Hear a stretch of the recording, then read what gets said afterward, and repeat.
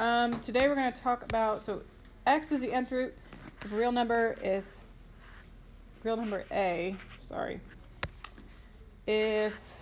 x to the n, hold on, there we go, x to the n equals a. A few examples. We're going to be solving a lot of equations this unit with radicals, and so this applies to solving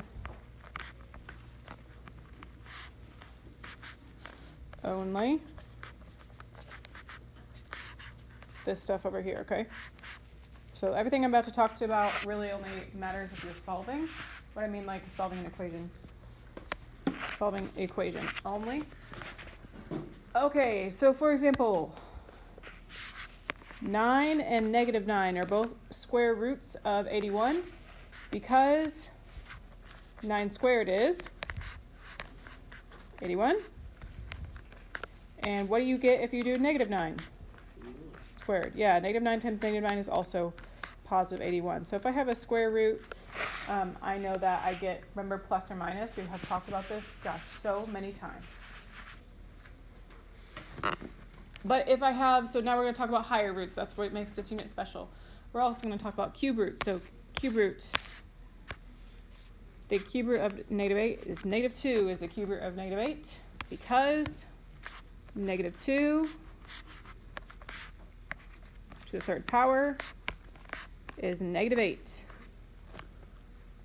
So you are allowed to take the cube root of a negative, which is fun. But then back to an even root of fourth root. So higher power, what you're used to. You're trying to mess this up. Maybe check your perfect chart for me before I say it wrong. The fourth root of 256, that 4? Yeah. Okay, just making sure. That would be 4 and negative 4 when you're solving an equation, because 4 to the fourth power is 256, and so is negative 4 to the fourth power.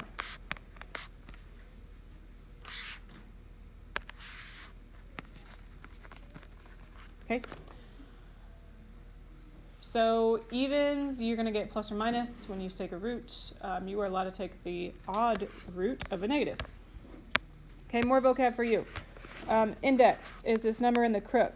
It hasn't mattered up until today, but now it matters because you're going to be dealing with numbers other than square roots. So you will have a number there a lot of the time. Let's see. This guy is the radical symbol, or the radical sign, rather.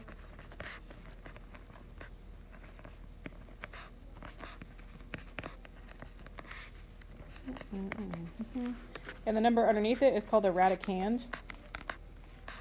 Kind of fun. I will not expect you to remember those numbers, okay? Or those terms, but I might refer to them, and so it would be smart to know it. Okay. So if there is not a number in the index, it is assumed that I'm talking about a square root. So it's assumed that I'm talking about n equals 2. You guys are used to that, but since you're going to see like cube root, fourth root, fifth root, other numbers, you need to watch out for that. Okay, so again, this applies to solving equations, which we're not doing today, but Miss Waller thought it was smart to put this on the front of the notes, and she's not wrong. Okay, so this again is for solving only. If I'm solving equations, which you will be next week, when I have an even positive root, so like square root of 4, I get real answers. When I take the square root of 4 in an equation, I would get plus or minus. So I actually get 2 answers, but I would get positive and negative versions, right? Does that make sense? You saw this so many times. So I was like, put your plus or minus, and probably yelled at you. Yeah, okay? If it's an odd index, so like a cube root or a fifth root, stuff like that, then you always get a real answer, but you're only going to get 1. So odd roots will only give you 1 answer, and if it's positive, it'll be positive. If it's odd but it's negative, again, you'll get a real answer, but you do not say I, you say negative, and there's going to be 1 of them. If you have an even root and it's negative, This is where if I have like the square root of -4, what happens? You guys are so used to this. Square root of -4, and you tell me okay, imaginary. So this is when it becomes imaginary, is when I have an even root, like a square root, which is what you're used to, the fourth root, sixth root, etc., etc. There would still be two answers, and even roots always give me plus or minus, okay? So this applies to solving only. We're not solving equations today, so you can kind of ignore it today, but I want to make sure you have it, and we'll refer back to it. Okay. Today we are going to evaluate radicals and simplify radicals. So you're going to be using your little chart. You got it? Okay. It does not require your calculator to evaluate because you can use this chart. Let's go. Here we go. Number 1. You can do this without your chart. What is the square root of 121? 11. There is a negative sign in front. So that would make it -11. That's it.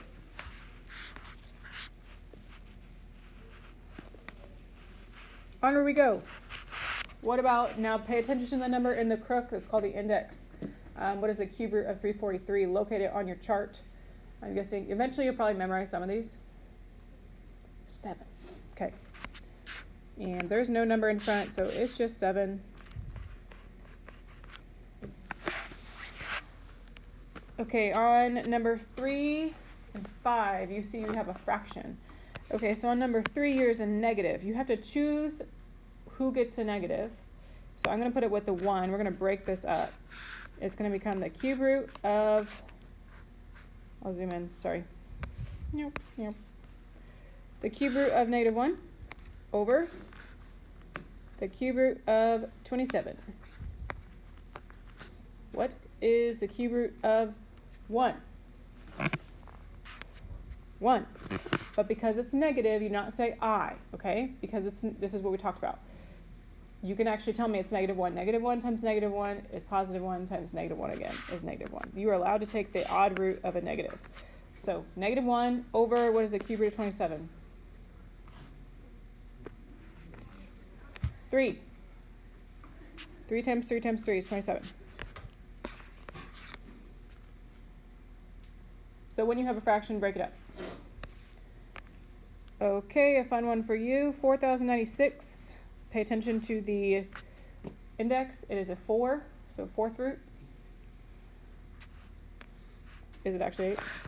Okay, just making sure. I just need to hear it from a couple people. So make sure you're in the column that says n to the 4th.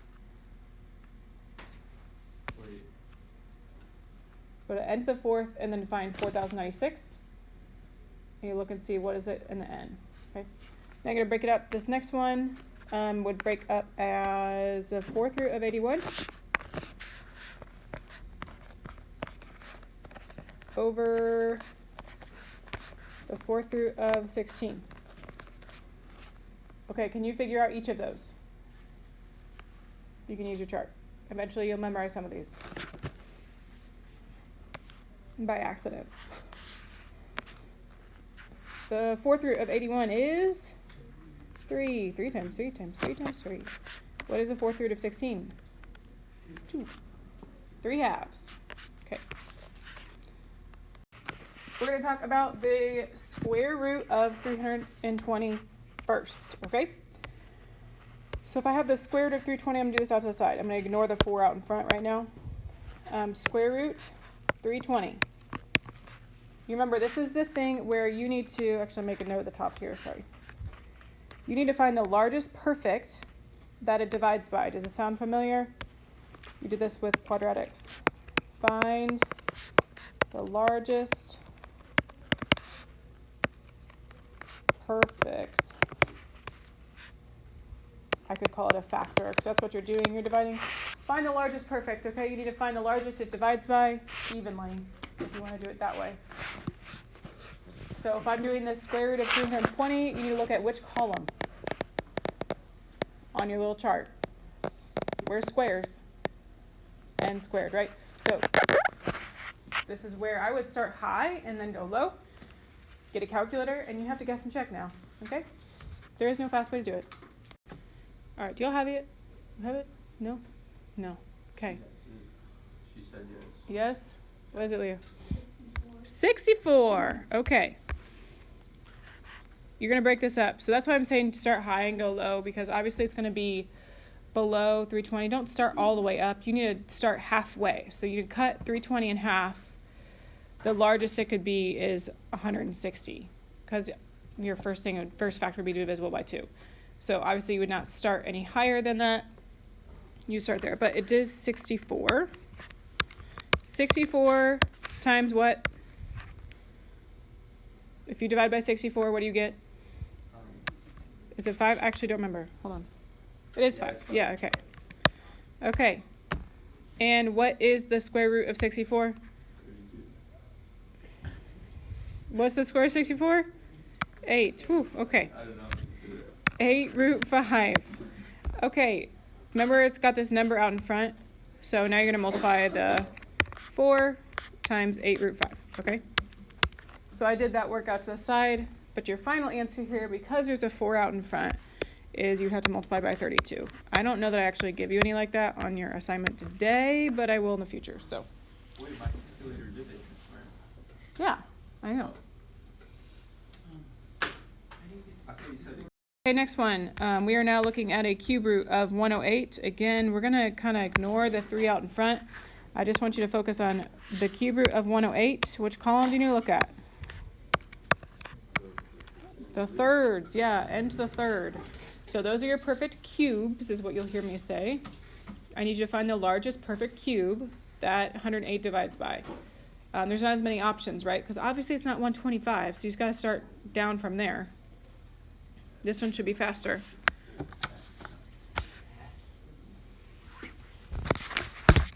$27.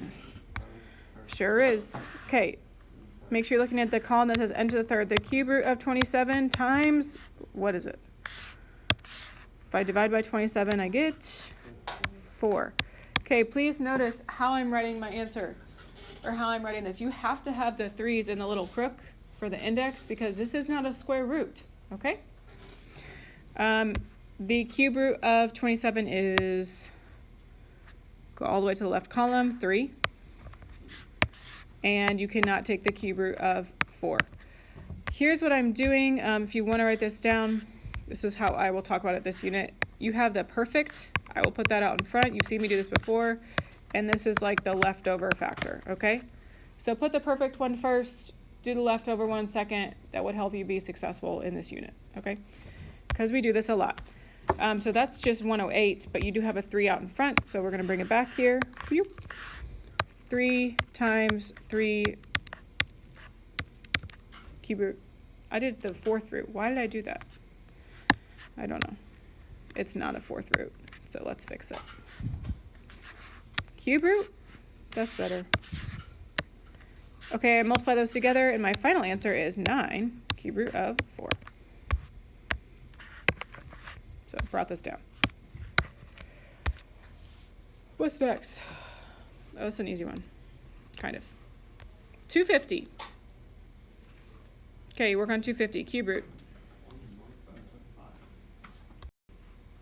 250 is an easy one because it's divisible by 125.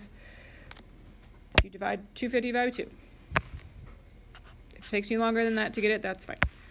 This one does not have a number out in front, so I'll do it right below.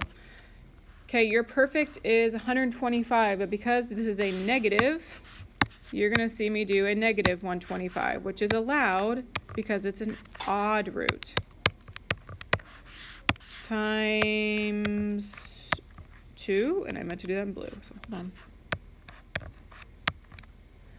Okay, the cube root of 125 is not 3. 5. 5 times 5 is 25 times 5 again. But because it's a negative, you do not say I, you say negative 5. Negative 5 times negative 5 is positive 25. Positive 25 times negative 5 is negative 125.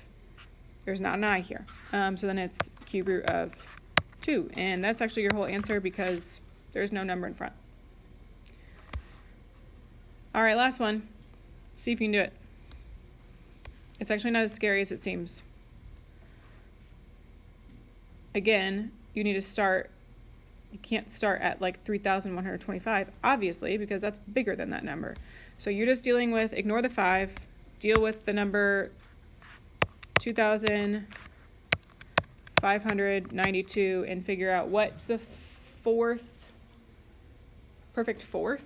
I think I'm saying that right. Perfect fourth that it divides by. Evenly, the biggest one.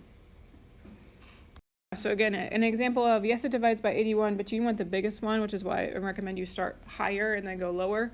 1,296, it's divisible by. So I'll put that perfect first, because that's the one I'm going to evaluate. And obviously it's times 2. The fourth root of 1,296 is, follow it over, 6. That's for sure not one that I have memorized. Okay, and I wouldn't expect you to either. Oh wait, psych, that's not the final answer. Okay, there's a 5 in front. So 5 times that, 6 times the fourth root of 2. So your final answer is actually 30 fourth root of 2. There you go.